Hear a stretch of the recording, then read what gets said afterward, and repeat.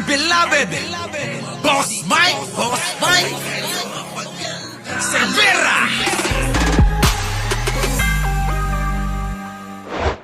Yun na nga, mga kababayan ko, at eto na. Oo. Grabe, no? Yung nangyari sa Nepal, ano? Talagang nanununog din sila, mga kababayan, eh. Ano po? Sobra, mga kababayan, yung ginawa nila. Parang mas masahol pa ho sa nangyari sa Indonesia. At ngayon na nga, mga kababayan, may nag-post po na isang bansot na direktor, mga kababayan, na yun nga, oo, eto daw hong Nepal at saka etong Indonesia, nangyari na nga ho yung panunugod. Ano po? Eto namang mga nagko-comment, mga kababayan, abay, talaga naman to mga DDS, kailan daw mangyayari sa Pilipinas naman? Mga kababayan, ang sabi ko diyan, matagal nang nangyari pero wala namang nangyari sa ating lahat. Alam yan ni Jax Demolay, di ba? Alam yan ni Jax Demolay. Na ano mang nangyari noong panahon ni Pangulong Ferdinand Marcos Sr., wala rin naman naging magandang resulta. Di ba? Kaya alam nyo, mga kababayan ko, dito sa mga nangyayari, iba-ibang kadahilanan. Tulad ho niyan, mga kababayan, sa Indonesia, yung pagtataas ng mga sweldo ng mga mambabatas nila. Dito naman sa Nepal, yung pagbabawal na, pag-total ban ng mga social media. Siguro kasama na Facebook, YouTube, etc. Ano po? Abay, mga kababayan, ayaw ng Nepal na may ganun . Nagalit ho yung mga Gen Z, mga kababayan. Ayan, nanugod. At ikinamatay pa ng 20 mahigit na kabataan, mga kababayan, na Gen Z. 20. Mga kababayan, namatay. Tingnan nyo ho, mga kababayan. Pero, dahil sila yun, iba naman sa atin. Kasi sa atin, yung mga problemang ganyan, ay hindi naman tayo nagkakaproblema sa ganyan. Ang tinatanggal lang, yung mga illegal na mga sugal. Yan. Pero Facebook, malaya ang taong bayan. YouTube, malaya tayo na nagpapahayag dito. 'Di ba? Instagram, nandiyan pa rin. Meron pa rin tayong mga X at marami pang ibang platform. Pero mga kababayan, dito kakaiba. Ito, panoorin nyo, mga kababayan, Pasok.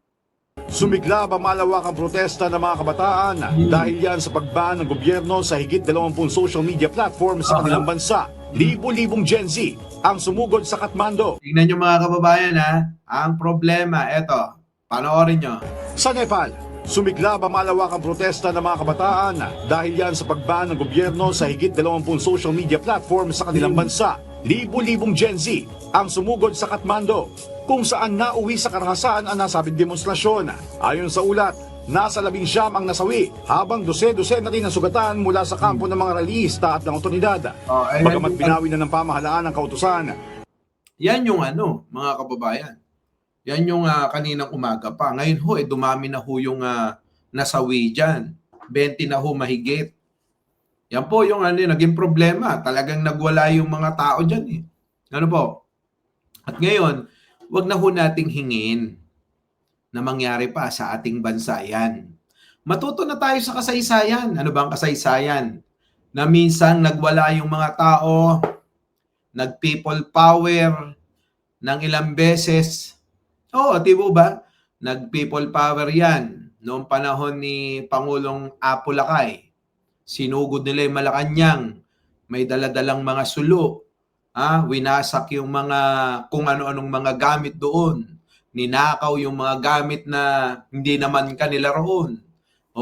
Ano ho nangyari? Pumalit si Cory. At ilang beses na may pumalit pang presidente. Pumalit si Ramos. Pumalit si Erap. Inulit na naman. Nag-EDSA 3, EDSA 2. Wala rin namang pagbabago. Di po ba, mga kababayan? Hanggang panahon ni Digong, wala namang nagbago. Di po ba? Hanggat hindi ho pinapalitan po itong mga politikong katulad nila Villanueva, nila Bongo, nila Bato, nila Jinggoy Estrada, Walang pagbabago ang bansang Pilipinas, maniwala kayo. Ang problema ay nasa atin mismo. Luklok tayo ng luklok paulit-ulit ng mga magnanakaw sa gobyerno. Yun po yun eh. Ay alam nyo, minsan, naiisip ko, minsan, meron din tayong kasalanan kung bakit ba nagkakaganyan yung bansa natin. Di ba? Kasi luklok tayo ng luklok ng mga siraulo eh. Oh, di po ba? Tignan nyo mga kababayan, ano nangyayari? Ninanakaw yung mga pera natin na imbis na gamitin sa tama para mapaasenso ang lahat ng ahensya ng gobyerno at lahat mga kababayan na po pwedeng makatulong lalo na kumita yung ating bansa, wala. Ninanakaw nila. Ninanakaw. Kaya laging ubos ang kwarta natin, mga kababayan ko. Yan ho. Di ba ba? O, tulad yan, kay Sara, nakita nyo naman mga kababayan. Abay, bigla na lang nawala yung issue dahil dito rin sa mga binotot hinalal natin, prinoprotektahan nila yung taong magnanakaw eh. Di ba? Tignan nyo ho mga kababayan, diyan sa hearing lang sa Senado nung nakaraan. Halatang halata, sabi ko nga paulit-ulit na sa hearing pa lang alam mong may pinoprotektahan na. Paano tayo magkakaroon ng tiwala sa mga ginagawang mga pagdinig moro-moro kuno na na mga hearing para mapanagot daw yung mga magnanakaw. Paano? Kung ultimo pati magnanakaw pinoprotektahan nila mga kababayan ko. Hindi lang din sa Kongreso at hindi lang sa Senado, pati sa Kongreso ganun din naman. 'Di ba? Yan. So ngayon, eto tingnan nyo, ako hindi na ako pabor na maggaganyan uli.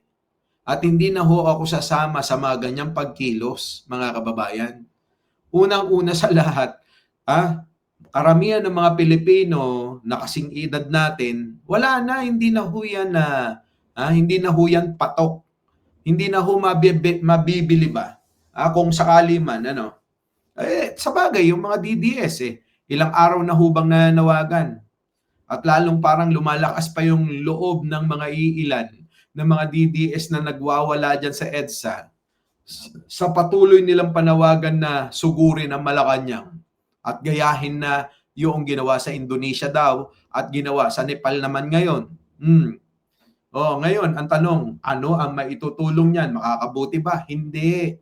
Kung hindi, ang makakabuti, mga kababayan ko, para sa aking opinion lang, ay yung po sana na matuto na tayo sa mga nangyayari, sa kasalukuyan, at sa mga nakaraan. Di ba?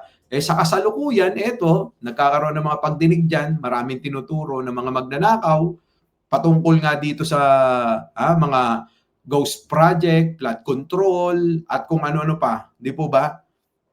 Hindi lang ho yan, mga kababayan. Halos lahat ng sangay ng gobyerno, talagang may mga magnanakaw. Yan. Di ba? Kaso wala. Ang Pilipino, napakadaling mauto. Tulad ng mga DDS. Tingnan nyo naman yung mga style at yung mga katwiran at panawagan. Hindi na ho makakabuti yan. Yan po ang tawag dyan desperado na. No? Desperate move. Di ba? Kung yan gagawin ng mga hinayupak na mga yan. Di ba? No? Kakahiya. Tulad niya, no? Tingnan nyo, mga kababayan ko. Tingnan nyo yung ginawa nila.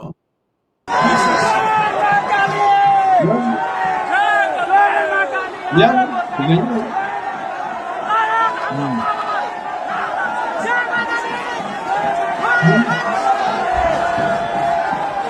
Grabe, no?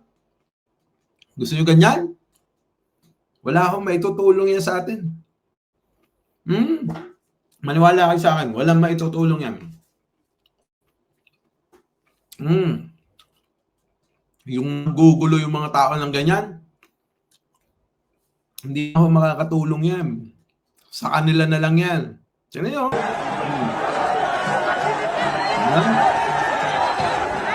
Sayang yung ano eh.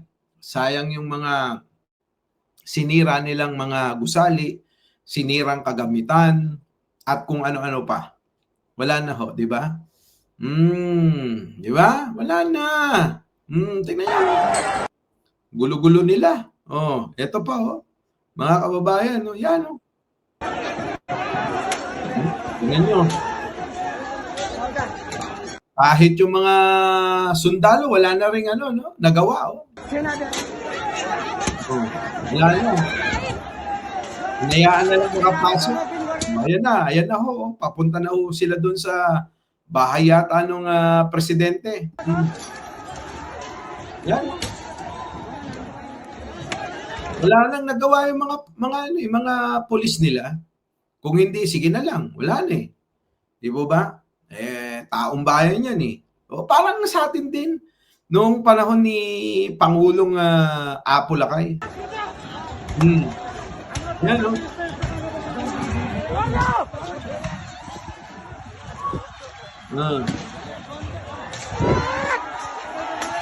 Grabe, no?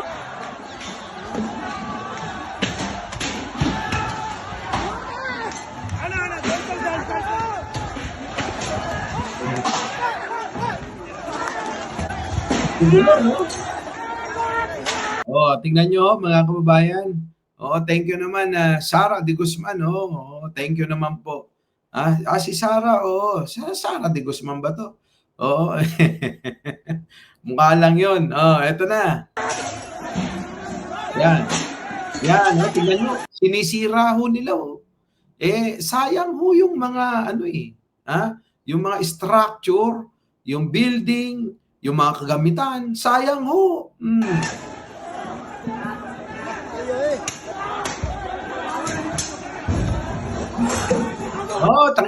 Putik na yan. Naalala ko ho nung panahon ng EDSA 1. Nung panahon ng mga kababayan ko, nung panahon na sinugod nila yung Malacanang, Criselda Apari, thank you naman po. Yan.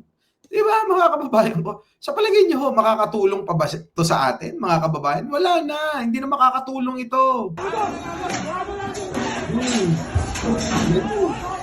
Diba? Tinira nila mga kababayan. Anong kinalaman nung chandelier? Di ba? Anong kinalaman nung chandelier para sirain? Hindi nila alam mga kababayan, pera din nila yung pinambili dyan.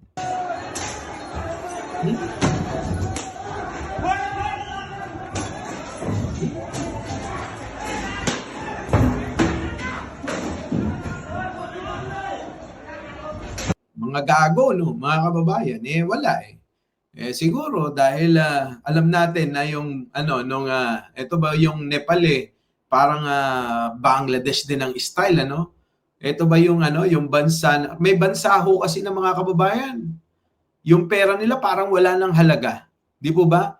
Kapag bumili ka ng bigas, kailangan mo 100 dangkal na pera.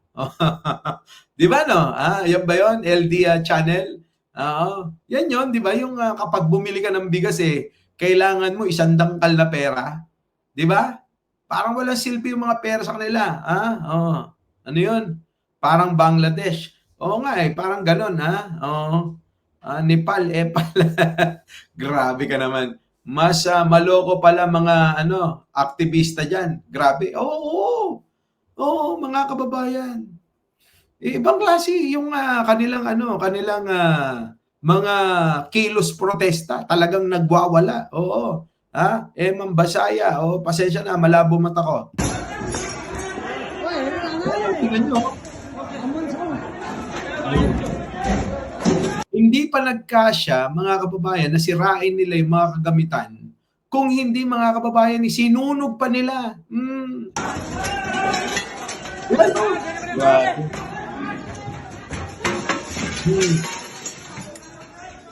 Grabe, no? Ang laka, Puro basag dito, basag doon, mga kababayan, na maririnig mo Di ba? Lupit. Sige. Allah ka. Mga gago. Anyways, mga kababayan, sila yan. Sa bansa nila yan. Di po ba? Pero sana wag na natin ipahintulot na mangyayari pa sa ating bansa yan. Dahil alam nyo mga kababayan, kung sakaling mangyayari pa to sa bansa natin ay lalo na tayo malulugmok. Dahil ang mamumuno uli mga kababayan, mas masahol pa uli. Parang ang sabi ko nga sa inyo paulit-ulit lang yan Kung nangyari kay Apo na maayos na sana yung bansa natin, kung naituloy-tuloy niya yung mga plano niya at hindi napunta kay Cory Aquino, malamang mga kababayan ko, iba na. Sabi nga nung kausap namin dito kanina, kung ang nangyari lang, munting tinig, dahil ang Singapore, kung ano yung mga plano ni Pangulo, yun ang kinopyahan ng Singapore, wala. Oo, hindi nangyari kasi nga napatalsik si Apo. Di po ba? Kung ang nangyari lang daw yung ginagawa ni Apo Lakay noon na ituloy-tuloy niya kasi nga ginawang reference o kopyahan ng Singapore ni Lee Kuan Yew noon, mga kababayan, mas mayaman pa tayo sa kanila. Di ba? Pinatalsik si Apo Lakay. Ayun na nga di ba? Wala. Patay. Yan mga kababayan ko. Ngayon, kung gagawin naman nila ito, di magkakaalamanan kasi marami din naman mga taong ayaw na mangyari yan at hindi naman din pabor sa mga katwiran ng mga DDS na mga engot-engot, tatanga-tanga, na pinaglalaban mga kababayan yung taong mamamatay tao at magnanakaw din katulad ni Saraulo, mga kababayan, saan patungo ang bansang ito? Ngayon mga kababayan papanagutin na nga yung mga taong mga nagkasala, maging kahit pa daw mula kay Cory, kay Ramos, kay Erap, lahat yun mga kababayan, hahalongkatin na. Kaya lang, kung buhay pa yung mga kontratista, di po ba? Mukhang wala na yatang buhay yung mga kontratista nun. Mukhang sumama na rin kay Ramos, baka wala nang managot doon. Kaya mas maliwaliwanag yung panahon ni Pinoy, ni Digong, at saka yung ngayon. Yan, dapat ang halukayin, maigi. Dahil talagang lintik yung mga hayop na yan. Itong mga kasapakat ng mga sindikato para nakawin yung mga pera natin. Ginagawang laruan lang mga kababayan, parang text lang.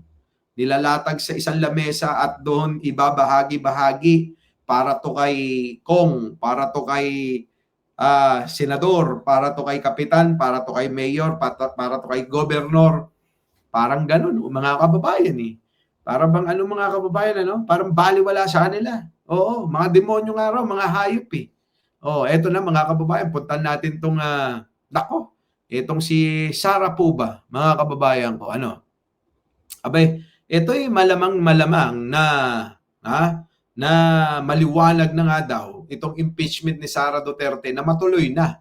Dahil nga po alam naman natin kung sino ang kumukontra. Ito sila Chis Escudero at mga kasamahan niya. At ngayon nabawasan na nga dahil nga mga kababayan nagkaroon na ng botohan sila na magbago na ng kanilang presidente sa Senado dahil nga ito si Chis Escudero abay lintik din mga kababayan ng issue daw mga kababayan sa iba't ibang pamamaraan ng korupsyon. Naku po, Diyos ko. Ibang klase, no?